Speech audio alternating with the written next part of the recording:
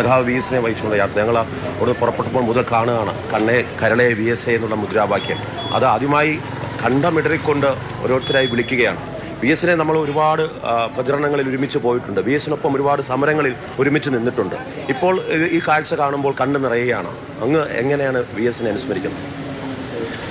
V എസിനെ അനുസ്മരിക്കുമ്പോൾ യഥാർത്ഥത്തിൽ അദ്ദേഹത്തിൻ്റെ 30 കൊല്ലം മുമ്പ് ഞാൻ വിദ്യാർത്ഥിയായിരിക്കുമ്പോൾ കർഷക തൊഴിലാളി പ്രസ്ഥാനത്തിൻ്റെ അരനൂറ്റാണ്ടത്തെ ചരിത്രം വി എസ് അതിൻ്റെ ഒരു സെമിനാറിൽ അവതരിപ്പിക്കുകയാണ്. ഈ ചരിത്രം അവതരിപ്പിക്കുമ്പോൾ അന്നത്തെ പുള്ളിയുടെ ആംഗ്യവും വ്യംഗ്യവും കൈകലാശങ്ങളും ശരീരം ഇങ്ങനെ ഇളകി മറിഞ്ഞുള്ള അവതരണങ്ങളുമൊക്കെയാണ്. അക്കാലത്ത് ആ പ്രസംഗ ശൈലിയെ വിമർശിക്കുന്നവരുണ്ടായിരുന്നു.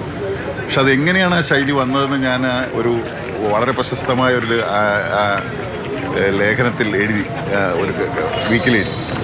അത് വി എസിന് വല്ലാതെ ഇഷ്ടപ്പെട്ടു. കാര്യം ഈ കുട്ടനാട്ടിലെ കൈനകരിയിലെ ചെറുകായൽ ചെറുവരമ്പത്തേക്ക് പോയ കർഷകത്തൊഴിലാളികളെ സംഘടിപ്പിക്കാൻ വേണ്ടി ചെന്നപ്പോൾ വി എസും കൂട്ടരും ഞങ്ങളെ തമ്പുരാക്കന്മാർക്കെതിരായി സമരം ചെയ്യാൻ വന്നവരാണ്, ദൈവദോഷം കിട്ടുമെന്നും പറഞ്ഞ് ഓടി ഒളിച്ചവരാണ്. അവരെ ശ്രദ്ധ ആകർഷിക്കാൻ വേണ്ടി വി എസ് തുടങ്ങി വെച്ചതാണ് ഈ ശൈലിയും ശീലങ്ങളും. അത് വി എസിനെ വിടാതെ പിന്തുടരുകയായിരുന്നു എന്ന് പറഞ്ഞ് ഞാൻ എഴുതിയിരുന്നു. അത് വി എസ് വല്ലാതെ ഇഷ്ടപ്പെട്ടു. എന്നോട് പറഞ്ഞ ചിന്ത വാരികയിലും കൊടുക്കണം, കർഷക തൊഴിലാളി മാസികയിലും കൊടുക്കണമെന്ന് പറഞ്ഞു. അങ്ങനെ അത് പുനഃപ്രസിദ്ധീകരിച്ചു അതിൽ 2 വി എസിൻ്റെ ആവശ്യപ്രകാരം. അതുപോലെ ഞാൻ മത്സരിച്ച 3 അസംബ്ലി തെരഞ്ഞെടുപ്പിൻ്റെയും 2019 പാർലമെൻറ്റ് തെരഞ്ഞെടുപ്പിന് വി എസ് ആണ് ഉദ്ഘാടനം.